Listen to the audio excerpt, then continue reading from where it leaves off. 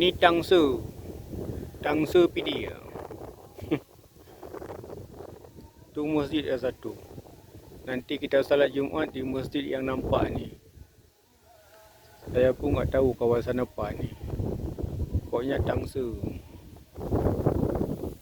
Tangsa. Ni macam kuali Bukah ni. Sekelilingnya gunung-gunungan.